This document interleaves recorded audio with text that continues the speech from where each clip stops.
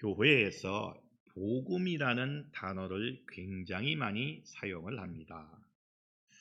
과연 복음이란 무엇인가? 오늘 말씀의 주제는 복음이란 말은 무지하게 듣는데 이 복음이 무엇이다? 라고 물어보면 무엇인가? 라고 물어보면 대답을 하는 사람이 없어요. 오늘은 복음이란 무엇인가에 대해서 확실히 아는 그러한 귀중한 시간을 갖도록 하겠습니다.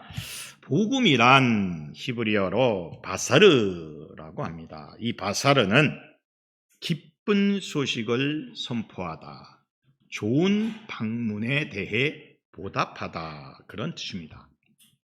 기쁜 소식을 선포하고 좋은 방문에 대해서 보답을 하는 게 바사루, 복음입니다. 그리스어로는 유앙겔리온, 똑같은 바사르를 헬라어로 그리스어로는 유앙겔리온이라 그래요. 이 유앙겔리온이라는 원래의 뜻은 전쟁의 승리를 알리는 사람에게 주어진 보상이나 승리 자체의 메시지를 의미하는 좋은 소식을 의미합니다. 그런데 특별히 이 신학에 와서 이 복음이라는 것은 기독론 내에 집약이 되기 시작을 합니다. 그러니까 예수에게 집약을 하는 기독론적인 그러한 복음으로 이제 하나의 묶음이 생깁니다. 신약에서 복음이란 예수 그리스도를 통해서 그 죄인을 용서하시고 구원하시는 그 구원행위, 이 구원행위를 복음이다, 이렇게 표현을 합니다. 그러니까 이 복음이라는 바사르, 유앙겔리온 이런 단어가 신약에 와서 한 사람에게 완전히 꽂혀 들어간 거예요. 한 사람에게만 적용이 되는 거예요. 그 적용되는 그분이 바로 예수 그리스도입니다. 예수 그리스도의 그 구원 행위가 바로 복음이라는 거예요. 결론적으로 복음이란 무엇이냐라고 정의를 내린다면 예수 그리스도의 죽음과 부활을 통해 우리를 위한 하나님의 구원이 이루어졌다는 기쁜 소식을 의미한다는 거예요. 그러니까 예수 그리스도의 죽음과 부활입니다. 예수 그리스도가 죽지 않거나 부활하지 않았으면 복음은 없는 거예요. 그런데 예수 그리스도의 죽음과 부활을 통해 하나님의 구원이 완성됐다는 것을, 그 기쁜 소식을 전달해 나가는 것, 이것이 복음입니다. 그래서 모든 복음의 핵심은 예수 그리스도예요. 따라서 해보세요. 모든 복음의 핵심은 예수 그리스도다. 다시 한번, 복음이란 이런 예수 그리스도를 선포하는 것이다. 자, 예수의 죽음, 부활, 예수는 어떤 분인가? 예수 그리스도를 선포하는 것이 복음이에요.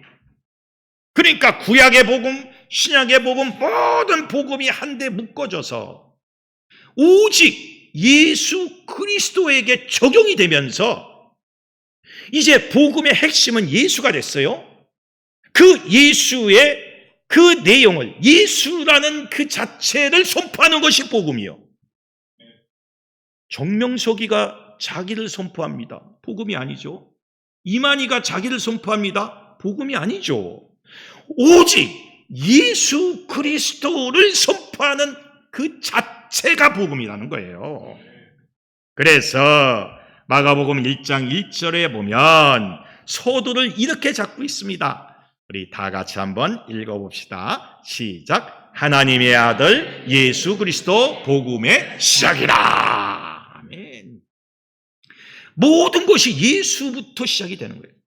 예수 그리스도 복음의 시작이라. 그러니까 복음의 핵심은 예수고 그렇죠? 예수의 탄생, 성장, 공생의 사상, 고난, 죽음, 부활 그 자체가 복음이야.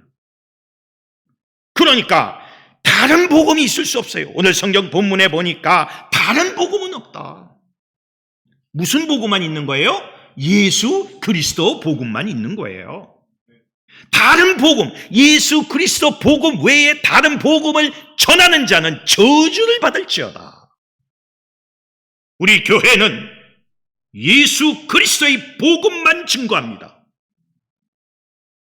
어떤 목사의 사상이나 체험이나 이런 걸 증거하는 것이 아니라 예수 그리스도의 복음만 증거하는 거예요. 이게 복음이에요.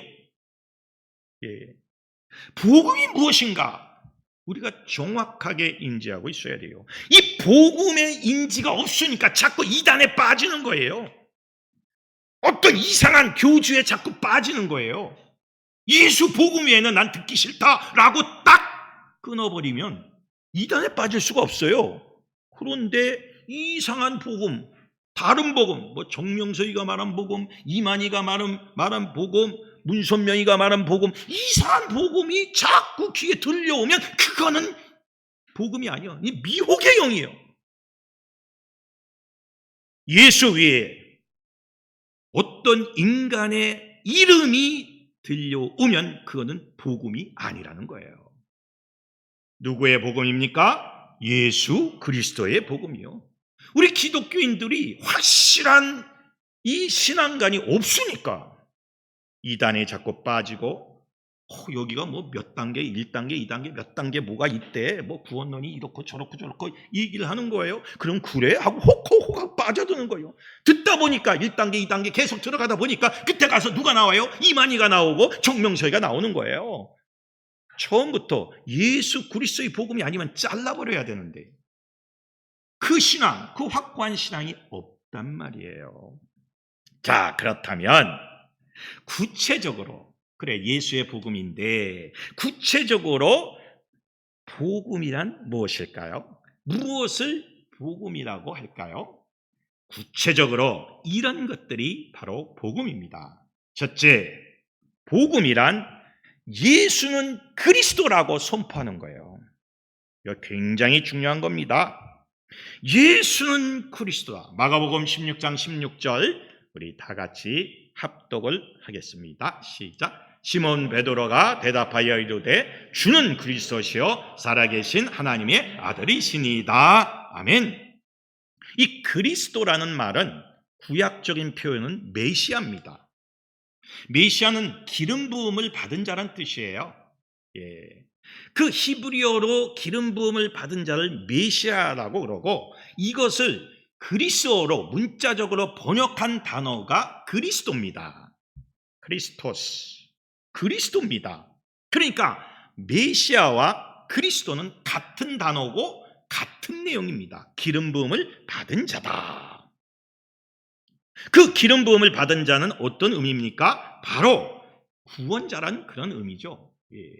그러니까 예수는 그리스도라는 말은 하나님의 심판 때 구원을 실현하도록 세움을 받은 하나님의 구원자라는 뜻이에요. 그러니까 예수가 누구냐? 그리스도다. 그 뜻은 뭐예요? 구원자라는 뜻이에요. 예, 메시아라는 뜻입니다. 기름 부음을 받은 자예요. 예수만 그리스도요. 믿습니까? 이게 대단히 중요한 내용이에요. 예수만 그리스도다. 예수는 그리스도다. 그 외에 그리스도는 있을 수가 없어요. 구원자는 있을 수가 없다는 거죠. 이만희가 정명석이가 구원자가 될 수가 없죠. 예전에 그 오늘 유튜브를 보니까 정명석이가 설교하면서 그런 말을 해요. 누가 나한테 질문을 했대. 당신이 메시아입니까? 당신이 구원자입니까? 라고 질문을 했대. 그때 정명석이가 그렇게 대답을 했대. 설교하면서 나온 내용이에요. 맞아. 내가 메시아다. 이렇게 대답을 했대요. 맞다고. 그랬더니요. 그 무리들이요. 와! 하고 소리 지르면서 막 박수를 막 치는 거예요. 와. 완전히 미친 거예요. 그 많은 사람들이 완전히 정명석이라는 미혹의 영에 쌓여가지고 분명히 예수만 그리스도인데 자기가 메시아라고, 자기가 그리스도라고 주장을 하는 거예요. 아니 그럼 성경과 다른 거 아닙니까? 그런데 미혹을 받아서 거기를 따라간다 이거예요. 그러니 확고한 믿음이 없으면 다 넘어가는 거예요. 예수만 그리스도다, 구원자다, 메시아다, 기름 부음을 받은 자라고 선포하는 것이 그 자체가 뭐예요? 복음이에요. 여러분, 예수를 그리스도로 믿고 선포하십니까? 이 자체가 복음이라는, 이 자체가, 다른 게 복음이 아니요, 이 자체가 예수를 그리스도라고 선포하지 않으면 그건 비복음이요, 그건 비진리요, 가짜요. 이 확고한 신앙관이 있어야 우리가 미혹의 영을 물리칠 수가 있는데, 이 확고한 신앙이 없기 때문에 자꾸 미혹을 당하는 거예요. 어느 교주 같은 사람이 계시받았다고, 참 위험합니다. 요즘에 계시받았다고 미혹하는 영들이 얼마나 많은지 몰라요. 아주 그냥 헷갈려요. 헷갈려. 그러니까 분명하게 선을 그어야 돼요. 당신은 예수를 그리스도라고 믿느냐, 예수가 기름 부음 받은 자라고 구원자라는 것을 믿느냐, 확고한 선을 딱 그어야 돼요. 그렇지 아니하면 다 넘어가요. 마지막 시대는 배교, 배도, 도를 버리고 교회를 버리는 배교, 배도하는 시기가 온다고 그랬어요. 정신을 차려야 합니다. 그러면 이런 예수 그리스도는 어떤 그리스도냐? 이게 참 중요하지 않습니까? 예수 그리스도는 어떤 그리스도, 어떤 그리스도냐? 첫째로, 예수 그리스도는 우리를 위해 자신의 목숨을 대속과 새 언약의 제사로 드려 우리의 죄 문제를 해결하고 우리를 하나님과 올바른 관계로 회복시키는 그리스도다. 논술 보는 것 같은 내용이지만 오늘 중요한 내용입니다. 이게 확고해야 돼요. 우리 1번 우리 다 같이 한번 읽어봅시다. 시작. 우리를 위해 자신의 목숨을 대속과 새 언약의 제사로 드려 우리의 죄 문제를 해결하고 우리를 하나님과 올바른 관계로 회복시키는 그리스도. 예수는 그런 그리스도예요. 목숨을 거는 사람이에요. 그러니까 자기 목숨을 내놓고 그 자기 몸을 제사로 드려서 우리의 죄를 해결하고 하나님과의 관계를 회복시킨 그런 그리스도, 그런 구원자. 자기 목숨을 내놓지 않고 자기는 잘 먹고 잘 살고 영광을 받고 칭송을 받으면 그거는 메시아나 그리스도가 아니라는 거죠. 그렇잖아요. 교주들은 영광을 자기가 받습니다. 이만희도 나이가 지금 95세래요. 95세. 이상하게 교주는 또 오랫동안 살아. 이상하게 빨리 죽었으면 하는 사람들은 오래 살고, 좀 오랫동안 살았으면 하는 분들은 또 빨리 이렇게 가시는 것들이 있어요. 그게 참. 근데 좌우지간 얼마나 영광을 받습니까? 네? 여러분 보셨습니까? 뉴스에 이만희가 뜨면 대통령이 뜨는 거와 똑같다 그러잖아요. 앞에 차 7대, 경호차가 앞에 뚝 가고 뒤에 또 7대가 뚝 따라와서 14대가 뜬다 그러잖아요. 그 길마다 이거 막 형광등 들면서 교통정리하는 사람들이 나타나가지고 이만희가 갈 때만 그 신호등도 무시하고 그냥 딱 가로막고는 쫙 보낸다 그러잖아요. 이만희가 싫어하는 게 차를 타고 가다가 쓰는 걸 싫어한대요. 교통이 이제 막혀서 쓰는 걸 아주 싫어한대요.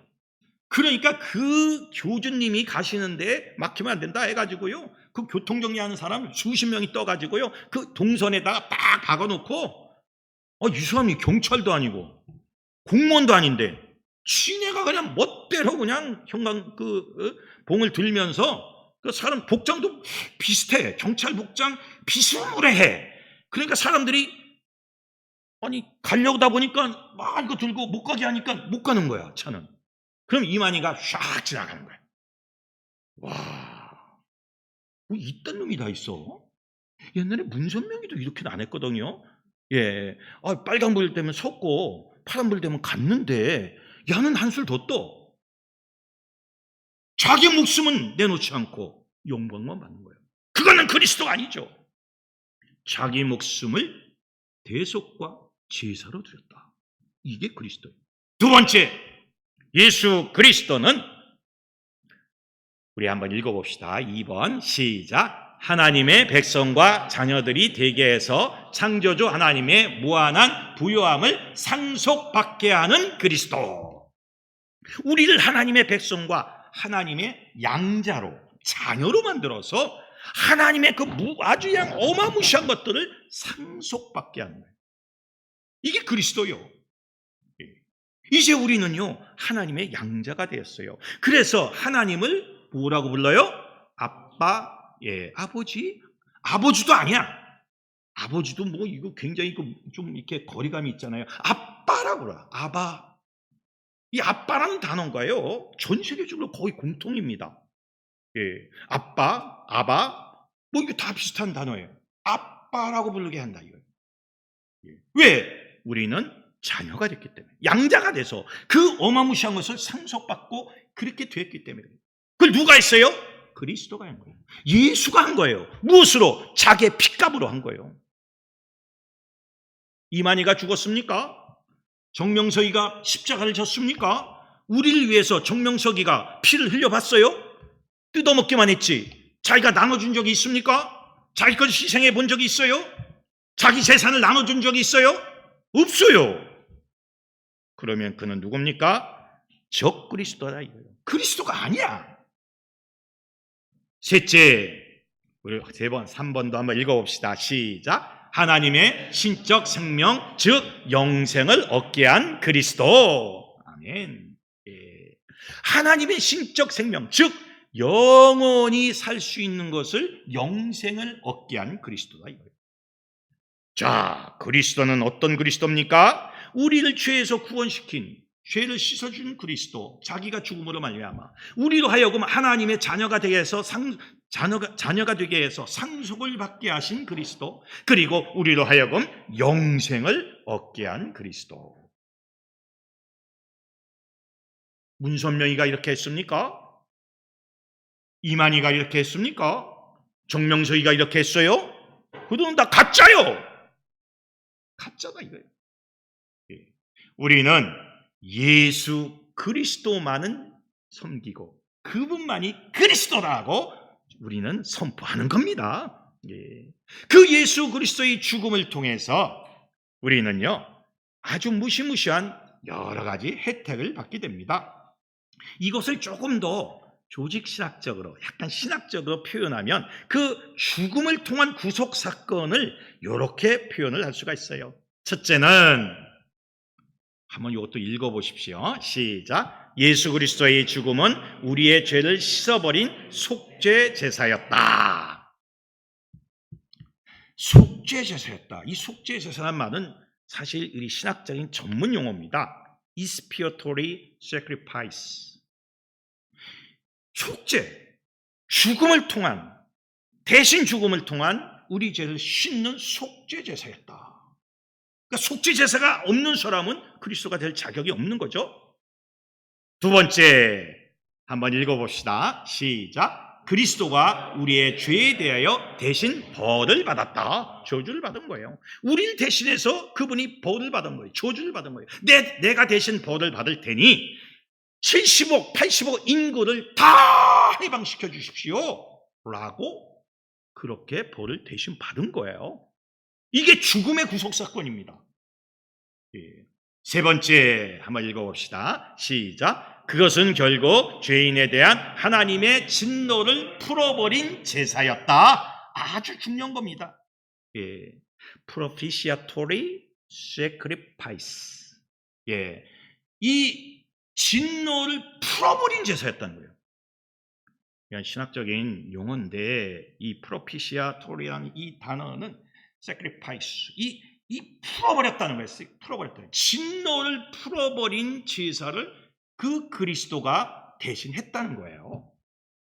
우리 죄를 씻겨 주는 속죄 제사를 드렸고 대신 벌을 받았고, 그리고 하나님이 그 하나님의 진노를 풀어버린 그런 제사를 그 그리스도가 행했다는 거예요. 이 죽음의 구속 사건입니다. 굉장히 중요한 내용입니다. 이런 자만이 그리스도가 될 수 있는 거예요. 이런 자만이 메시아가 되는 거예요. 정명석이가 내가 메시아다 그러면 속죄 제사를 드렸냐 이거요. 대신 벌을 받았느냐 이거요. 하나님의 진노를 풀어버린 제사를 자기가 드렸느냐 이거요. 그렇지 않고 영광만 받은 사람이 어떻게 자기 자신을 메시아다, 그리스도다 이렇게 말을 할 수가 있느냐 이거요. 그건 다 가짜라는 거예요. 오늘 굉장히 중요한 조직 신학적인 그런 설교인데 굉장히 중요한 거예요. 많은 사람이 미혹의 영에 당해서 그 미혹에 빠진단 말이에요. 우리는 정확하게 복음이 무엇이라는 것을 우리는 깨달아야 됩니다. 첫째로 복음이 뭡니까? 예수는 그리스도라고 선포하는 게 복음이에요. 따라서 해보세요. 예수는 그리스도다. 이 자체가 복음이에요. 예수 외에는 그리스도가 될 수가 없는 거예요. 메시아가 될 수가 없는 거예요. 구세주가 될 수 없는 거예요. 두 번째로 복음이란 무엇인가? 두 번째로 예수는 주님이라고 선포하는 겁니다. 굉장히 중요한 겁니다. 우리 요한복음 20장 28절 우리 합독을 해봅시다. 시작. 도마가 대답하여 이르되 나의 주님이시오 나의 하나님이시니이다. 아멘. 이 주님이라는 것은 나의 주권자, 나의 주인님이란 뜻입니다. 퀴리오스. 이 퀴리오스라는 단어는 영어로 로드라 그러죠. 나의 주권자요. 예수는 나의 주권자다. 예수는 나의 주인이란 그런 뜻이에요. 그 초대교회 교인들은요, 예수를 큐리오스, 주권자라고, 주인이라고 굳세게 믿었어요. 그들은 세 가지를 굳세게 믿었습니다. 첫째는 부활 이후 지금도 예수는 주권을 행사하고 있다, 이렇게 믿었어요. 부활 이후 예수는 주권을 계속 행사하고 있다. 두 번째로는 부활 이후 지금도 예수는 사탄을 확실히 패배시키고 있다, 이렇게 믿었어요. 세 번째는 부활 이후 지금도 예수는 하나님 우편에 앉아 계시고 심판주가 되신다, 이렇게 믿었어요. 그 그리스도에 대한 믿음은 절대 주권이에요. 절대 능력이고 절대 주권입니다. 그분은 하나님 우편에 앉아 계셔서 이제 심판주가 되시는 거예요. 예전에 중동 지역 모든 궁중의식에 보면 왕이 있고 왕의 권세를 대행하는 총리가 옆에 앉아 있습니다. 우편에 앉아 있어요. 사실 왕은 그냥 가만히 말만 하고 실제적인 모든 권세는 총리한테 있는 거예요. 주권을 행사하는 거예요. 예수는 그런 분이라는 거예요. 주권을 행사하는 거예요. 그렇게 굳세게 믿었다 이거예요. 나의 주권자 그리고 나의 주인님이란 그런 뜻이에요. 예수가 나의 주권이고 예수가 나의 주인이라면 내 안에 다른 주인이나 주권자가 있어야 됩니까? 안 있어야 됩니까? 안 있어야 돼요. 절대로 있으면 안 되는 거예요. 그렇잖아요. 예수는 주님이라고 고백하면 그 주님 외에 내 안에 다른 주인이 들어오면 안 돼. 돈이 주인이 돼서 들어와도 안 되고 권력이 주인이 돼서 들어와도 안 되고 어떤 명예나 어떤 인간적인 세상적인 것들이 들어와서는 안 된단 말이야. 그 주권자 예수 그리스도만 의지해야 되는 거예요. 여러분, 주권자를 의지하는 것 자체가 죄입니다. 주인을 의지하지 않는 것 자체가 죄가 되는 거예요. 어떤 사람은 돈을 의지해요. 나는 주님만 의지합니다. 백만 마디를 해도 소용없어. 교회를 떠나면 돈을 의지하는데 뭐 어쩔 거야. 다 소용없어요. 정말로 내 안에 주인이 있어 살아계셔서 나의 주인, 나의 주권자가 살아있어서 내가 그분만을 의지해 나가는 거, 이게 굉장히 중요한 거예요. 이런 주님을 내가 입으로 시인할 때에 나는 확실히 예수는 나의 주님이라는 것을 고백하는 것이 되는 것이고, 선포하는 것이 되는 것이고, 믿는 것이 되는 거예요. 여러분, 예수는 주님이시라고 선포하고 믿고 고백하고 있습니까? 대단히 중요한 거예요. 로마서 10장 9절에서 10절에 보면, 우리 로마서 10장 9절에서 10절 우리 다 같이 한번 읽어봅시다. 시작. 내가 만일 내 입으로 예수를 주로 시인하며 또 하나님께서 그를 죽은 자 가운데서 살리신 것을 내 마음에 믿으면 구원을 받으리라. 사람이 마음으로 믿어 의에 이르고 입으로 시인하여 구원에 이르느니라. 아멘. 마음으로 믿어 의에 이르고 그걸 시인해야 돼요. 마음속에 품고 있으면 안 돼. 그것을 입으로 시인하여 구원에 이른다. 마음으로는 믿는데 시인을 안 해. 구원에 이르는 게 아니에요. 어떤 사람은 이렇게 말합니다. 내가 마음속으로만 믿으면 됐지. 굳이 그걸 뭐 말로 표현하냐? 그냥 난 예수를 그냥 마음으로 믿어. No. 매일매일 고백해야 돼요. 주님, 예수는 나의 주님입니다. 예수는 그리스도입니다. 매일매일 고백을 해야 돼. 매일매일. 예, 입으로 시인하여 구원에 이르느니라. 대단히 이거 중요한 내용입니다. 반드시 예수는 나의 주권자다. 예수는 나의 구주다. 예수는 나의 주인이라고 시인을 해야 돼요. 그 시인이 진짜 믿음이요. 속으로만 믿지요? No. 속으로 못 믿어요. 우리는 속으로 못 믿습니다. 예. 그걸 시인해야 돼요. 매일매일 기도 때마다 시인을 해야 돼요. 매일매일 고백을 해야 돼요. 여러분, 고백하지 않는 믿음은요, 무너집니다. 금방 무너져요. 무엇인가 하나님께 내 자신을 고백시켜야 돼요. 예수는 나의 주님이시라고 고백하는 것은 두 가지의 큰 의미가 있습니다.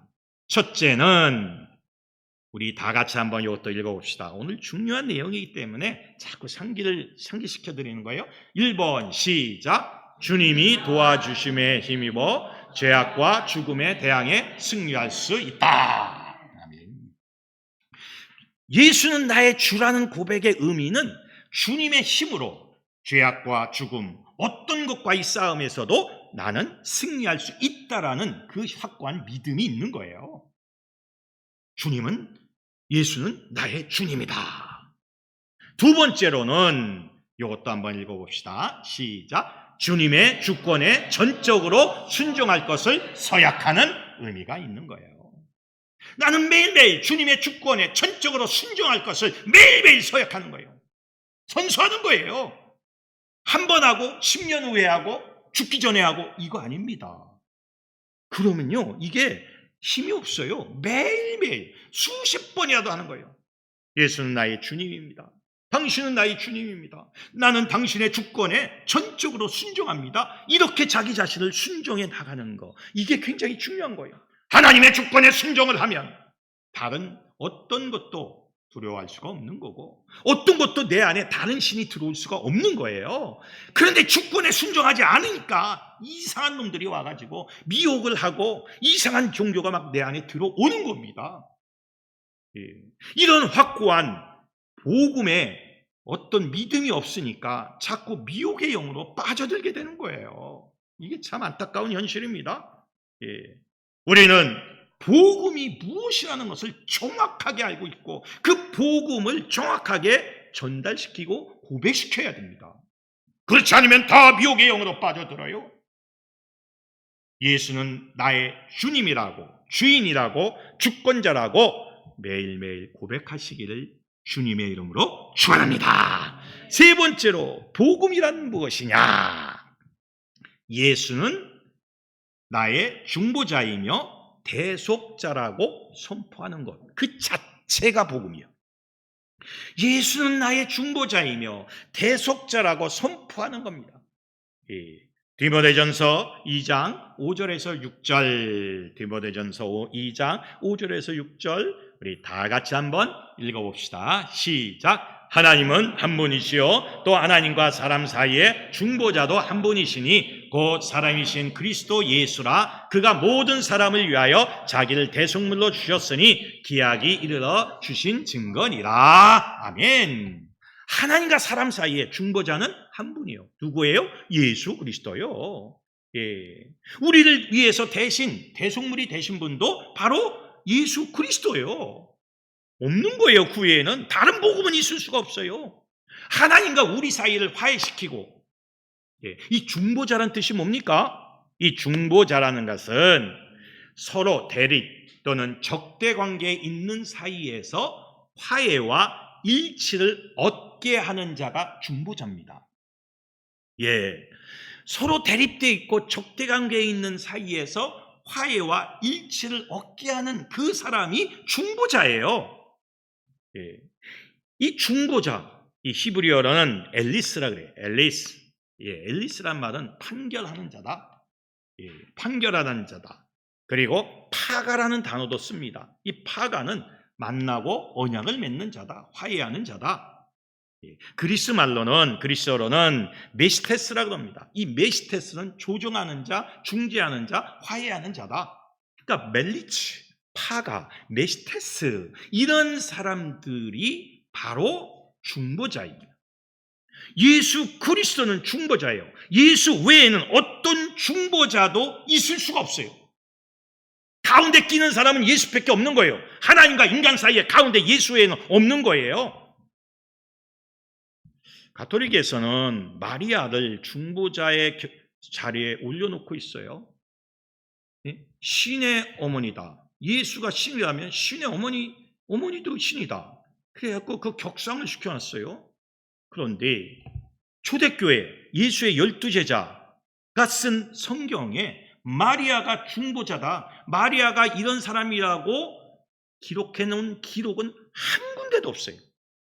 그것은 후에 몇백 년 후에 나중에 격상시켜 놓은 것이지, 예수님을 만나고 예수님의 말씀을 듣고 예수와 함께 살았던 그 예수의 사상을 그대로 전수받았던 사도들은 마리아가 중보자라는 말을 한 적이 한 명도 없습니다. 초대교회 300년 동안 한 번도 마리아 얘기가 나온 적도 없어요. 근데 나중에 그걸 격정시켜서 중보자의 자리에 올려놓은 것은 굉장히 위험하고 굉장히 성경적이지 않다는 말씀이에요. 그래서 성당 입구에 큰 마리아상이 있어요.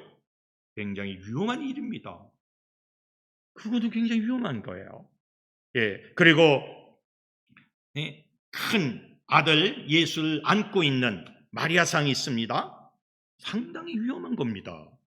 예, 그러한 사성은 성경 창세기서부터 요한계시록까지 뒤져와도 한 군데도 없어요. 근데 그 사상을 집어넣었단 말이에요. 인간들이. 그건 잘못된 거예요. 중보자는 예수만 끝나는 거예요. 아니, 예수가 중보자가 됐는데 그 이상 누가 중보자가 또 있는 거예요? 중보자의 말을 더 들어주는 중보자가 또 있는 거예요? 있을 수가 없는 거죠. 그건 다른 복음이에요. 다른 복음이에요. 우리가 진리를 파수하면 다른 복음은 받아들일 수가 없는 거죠. 예수만 중보자고 예수만 대속자입니다. 믿습니까? 예, 예수만이에요. 그래서 마틴 루터는 종교개혁을 하면서 중보자이며 대제사장인 예수로 인해서 우리가 의인으로 칭함을 받게 되었다. 의인은 아니지만 의인이라고 칭함을 받게 되었다라고 그는 주장을 합니다. 그게 맞는 거예요. 중보자를 통해 가지고 이 죄인이지만 의인으로 칭함을 받게 됐다는 거예요. 예수 외에 다른 중보자를 세우면 다 가짜입니다. 비진리요. 그거 들으면 안 돼. 끊어야 돼. 예. 어떤 누구도, 어떤 교주도 자기가 하나님과 인간 사이에 낄 수가 없는 거예요. 그 끼면 안 되는 거예요. 끼었다고 하면 그거는 뽑아내야 돼요. 그런데 많은 미혹의 영들이 그걸 모르고 그냥 빠져든다 이거예요. 여러분, 예수는 예수만 중보자이고 예수만 대속자이고 대제사장이심을 믿으시기를 주님의 이름으로 축원합니다. 그 자체가 복음이요. 그 자체가 어떤 유능한 능력 있는 목사도 가운데 끼면 안 돼. 어떤 사람도 끼면 안 돼. 오직 예수만이 신과 인간의 가운데 서서 우리를 중보하시는 분이에요. 여러분, 진리를 변개시키면 안 된다는 거예요. 복음이란 예수는 중보자이며 대속자라는 것을 확실히 증거하는 겁니다. 선포하는 거예요. 그 자체가 복음이요. 네 번째, 복음이란 무엇인가? 복음이란 예수는 전능하신 하나님이라고 선포하는 거예요. 이제 이쯤 되면 이제 예수는 신이 되는 거죠. 참 인간이자 참 신이 되는 거예요. 예수는 전능하신 하나님이라고 선포하는 그 자체가 복음입니다.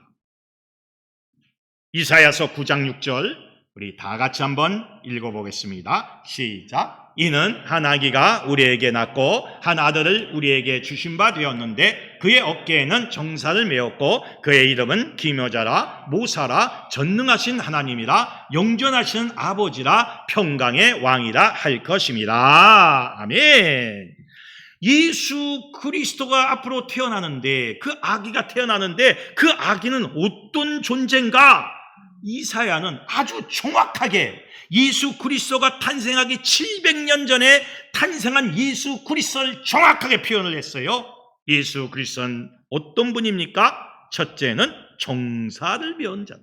정사를 메었다. 이 정사는 뭡니까? 미스라라고 하는데 이 정사란 뜻은 권력을 갖고 통치권을 가진 자란 뜻이에요. 세상을 통치할 수 있는 사람이다. 그러니까 세상의 왕이란 뜻이에요. 만왕의 왕이란 뜻이에요. 예수는, 그 아기는. 두 번째는 기묘자라. 기묘자는 페레라고, 이게 히브리어로 페레라 그러는데 이거는 인간의 능력을 초월한, 인간의 능력을 초월한 것을 행하시는 놀랍고 기이한 사람이란 뜻입니다. 인간의 능력을 떠난 사람이에요. 그는 죽은 자를 살렸고 오병이어를 행해서 많은 사람을 먹였고 그리고 풍랑을 멈추게 하고 무리를 걸어오신 분이에요. 요번 7월 17일 날 킹 오브 킹스라는 애니메이션이 한국에 드디어 개봉을 합니다. 1년 동안 미국에서 먼저 개봉을 해서 센세이션을 일으켰어요. 한국 영화 역사상 가장 많이 팔린 그러한 영화가 됐습니다. 그 애니메이션이요. 예수의 일대기입니다. 킹 오브 킹스. 1차적으로 1년 동안 미국 모든 극장에서 상영을 마치고 2차적으로 교회 커뮤니티를 통해서 그 교회 상영이 2차적으로 지금 이제 시작이 됐어요. 교회 커뮤니티에서 상영하는 게 더 크대요. 시장이 굉장히 크대요. 그러니까 교회마다 이제 교회에서 그걸 보는 거예요. 주일날 예배 끝나고 킹 오브 킹스를 다 시청을 하는데 돈 내고 보는 거예요. 교인들이 극장만큼 돈을 내고, 그러니까 만약에 10,000원이다. 그럼 10,000원씩 보고 교회에서 보는 거예요. 그 교회 네트워크에서 보는 그 시장이 극장에서 보는 시장보다 더 크다 그래요. 그래서 이중으로 지금 돈을 버는 거예요. 이중으로. 그 내용을 잠깐 여러분이 좀 그 예고편을 본 적이 있습니까? 거기 보면 무리를 걷는 장면, 무슨 이런 장면들이 정말로 기가 막히게 애니메이션으로 표현이 되어 있어요. 그래서 저도 이번에 오픈을 하면 좀 볼라 그럽니다. 극장에서 또. 뭐 나중에 뭐 요만하게 해가지고 뭐 집에서 보지요 그러는데 그래도 좀 크게 봐야 되지 않겠습니까? 그렇죠? 우리 한번 단체로 가서 단체로 한번 봅시다. 7월 17일 날 하니까 16일, 16일, 하여튼 그때 하니까 우리 한번 언제 그날 본다 그랬어요? 그날에 오픈한데 공연을 상영을 한다 그런 거지. 이제 그때서부터 쭉 상영을 할 거 아닙니까? 그러니까 그 날짜 맞춰가지고 보면 되는 거 아닙니까? 이게 갑자기 발랑발랑발랑만 심장이 뛰네. 그날에 상영이 시작한다니 이거죠. 그래서 여하튼 그 기이하고 놀라운 그 애니메이션으로 정말로 세계가 그걸 보고 다 울지 않은 사람이 없고 감동을 안 받은 미국인이 없대요. 근데 우리는 또 모르지. 우리는 또 이제 한국말로 더빙을 했으니까 거기는 또 미국 영어로 유명한 배우가 있고 우리는 뭐 우리도 유명한 배우가 하죠. 그 나레이션은 이병헌이가 하고 예수는 누구죠? 무슨 배우인데? 진성균. 내가 잘 알지 못하는 배우 같은데 진성균. 예. 그리고 마리아는 이한이. 이한이는 내가 안다. 그러니까 그런 배우들이 이제 더빙을 해서 이제 공연을 이제 요번에 상영을 합니다. 거기 보면 정말로 기이하고 놀라운 예수의 일대기가 나와요. 전 세계 190개 나라에 그것이 상영되고 있다 그래요. 우리나라가 만든 영화 중에서 이런 영화가 없어요. 초월한 기이한 사람이다. 예수는 어떤 사람입니까? 예수는 모사다. 모사꾼이다. 모사단 야츠라단 이 단어는 지혜의 신이라는 뜻입니다. 조언해 주시고 지혜를 주는 그런 신이다 이거예요. 예수는 그런 분이에요. 지혜가 있고 우리에게 지혜를 나눠주는 그런 분이에요. 그리고 예수는 어떤 분입니까? 전능하신 하나님이다. 드디어 고백을 합니다. 바로 신성을 가지신 분이다. 하나님이에요. 하나님. 성부, 성자, 성령 삼위가 되시는 그 하나님이다 이거예요. 예수는 하나님이다. 그리고 예수는 어떤 분입니까? 영존하시는 아버지다. 여기서 아버지란 뜻이 성부란 뜻이 아닙니다. 여러분 해석은 이상하게 하는 분들이 있어요. 성부란 뜻이 아니라 아버지처럼 모든 것을 베푸시는 사람이란 뜻이에요. 영존하시는 아버지란 의미는 아버지처럼 성부처럼 모든 것을 베푸는 사람, 모든 것을 베풀어 주신 사람이다. 그게 예수 그리스도예요. 그리고 마지막으로 뭡니까? 평강의 왕이다.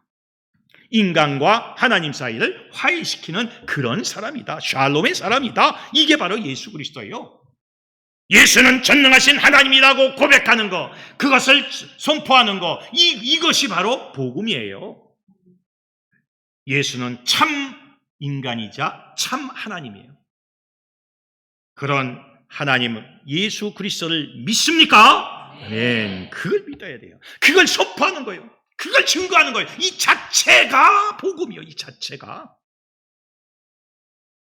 마지막 다섯 번째로 무엇이 복음입니까? 복음이란 무엇입니까? 예수는 능력을 주시는 자라고 선포하는 거예요.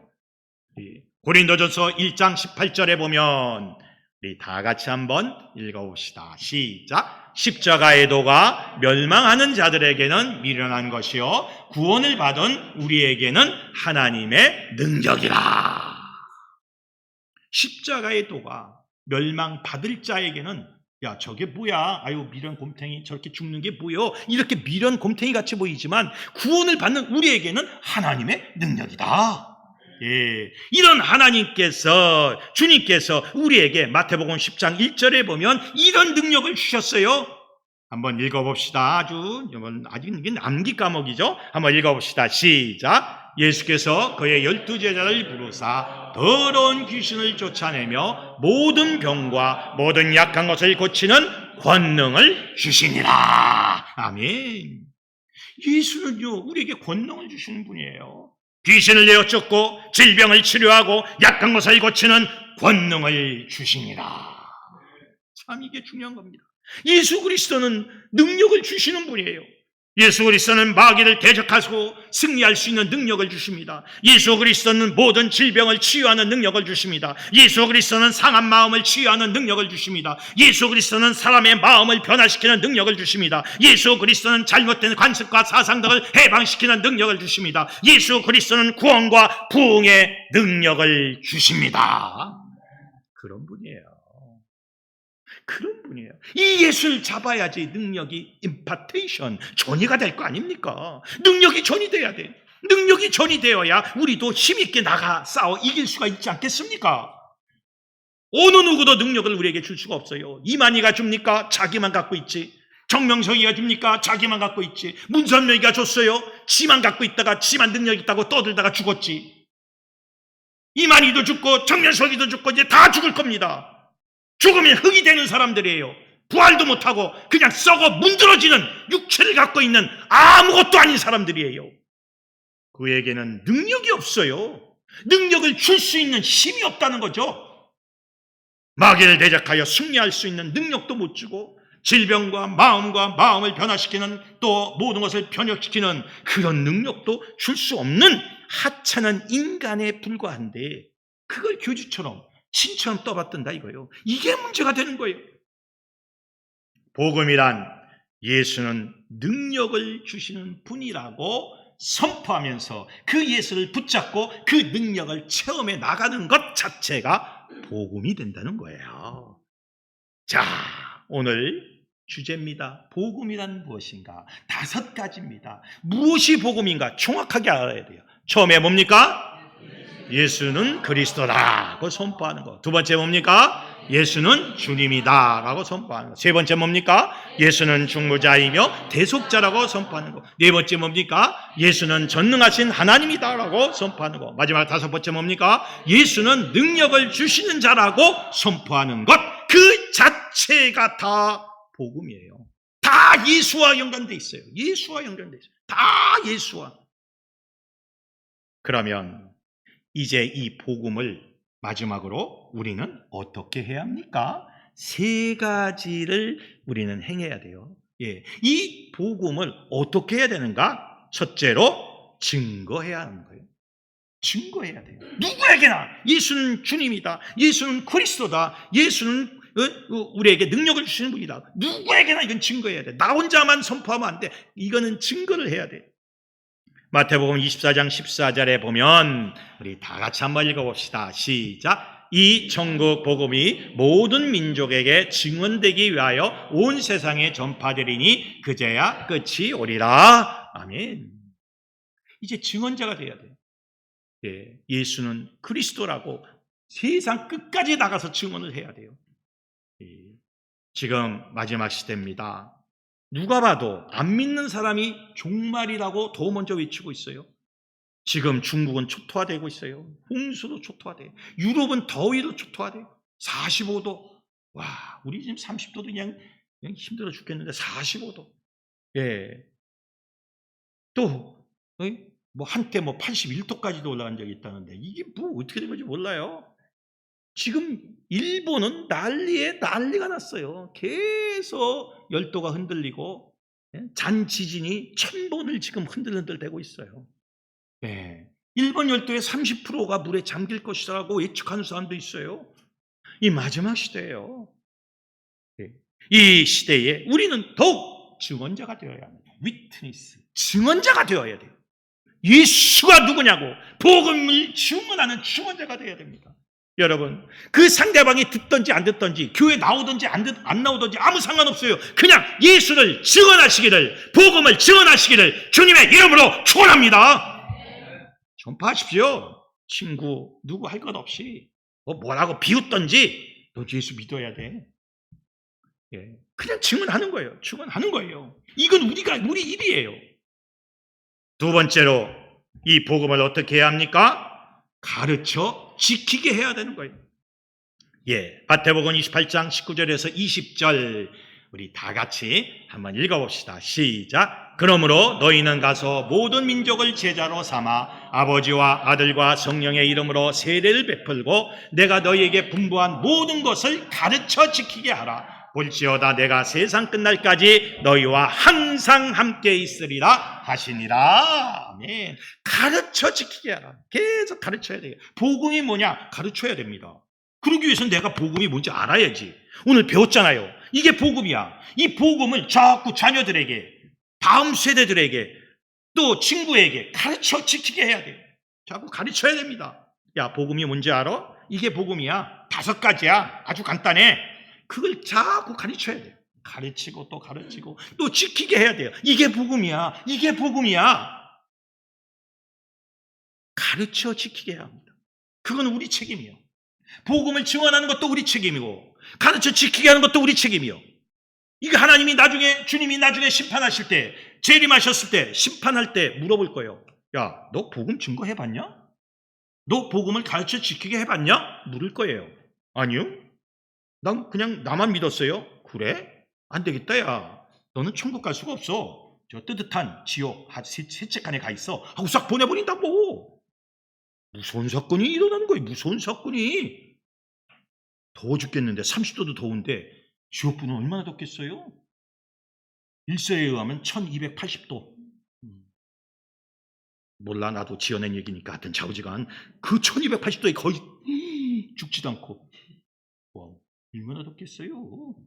예, 그게 감당이에요. 갈린다. 가르쳐지켜야. 마지막 세 번째로, 세 번째로 우리는 이 복음을 어떻게 해야 합니까? 복음에 합당한 생활을 해야 한다는 거죠.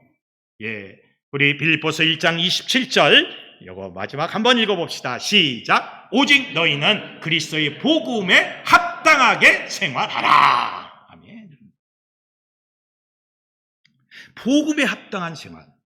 그 복음의 그 안에 들어가 있는 그 뜻대로, 그 하나님의 뜻대로, 그 예수의 그 방식대로 합당하게 생활을 하는 거예요. 항상 기도하라. 쉬지 말고 기도하라. 항상 기뻐하라. 그러면 기뻐하려고 노력하는 거예요. 합당하게 생활하는 거예요. 항상 기뻐하는 거예요. 쉬지 말고 기도하라. 그럼 계속 기도하는 거예요. 범사에 감사하라. 그럼 감사하는 거예요. 이게 복음에 합당한 생활이에요. 하라면 하는 거예요. 군대에서 하라면 그냥 하는 거 아닙니까? 싫어요. 그러다가는 그건 죽는 거죠. 하라면 하는 거예요. 하지 말라면 안 하는 거예요. 복음에 합당하게 생활하라. 여러분, 복음에 합당한 생활을 하고 계십니까? 하고 계십니까? 그렇게 해야 돼요. 지금 아멘 했으니까. 이 복음에서, 말씀에서 하라는 대로만 움직인다면 우리는 정말로 하나님의 영광을 드러내고 하나님의 은혜 가운데 들어가게 되는 겁니다. 자, 이 세 가지입니다. 우리가 5가지의 복음이 무엇이라는 것을 배웠고, 이 복음을 어떻게 해야 합니까? 첫째로 복음을 증거해야 한다. 두 번째는요, 복음을 가르쳐 지키게 해야 합니다. 세 번째는요, 복음에 합당한 생활을 해야 합니다. 이 세 가지를 통해서 복음이 복음답게, 복음이 진짜의 복음이 될 수 있게끔 여러분이 만드셔야 돼요. 이건 우리의 책임입니다. 마지막이 가까이 왔어요. 이 마지막 시대에 우리는 정신을 차려야 합니다. 깨어 있어야 합니다. 복음주의자가 되어야 합니다. 복음에 합당한 생활을 해야 합니다. 그렇지 않으면 갑자기 어느 순간에 예수님이 오셨을 때 우리는 당황하게 되고 하나님의 뜻을 실현시키지 못한 죄책감에 쌓이게 될 겁니다. 복음이 무엇이라는 것을 깨닫고 복음을 어떻게 지켜야 하는지, 어떻게 해야 되는지를 여러분이 실천하셔서 신실한 복음의 사람이 되시기를 주님의 이름으로 축원합니다.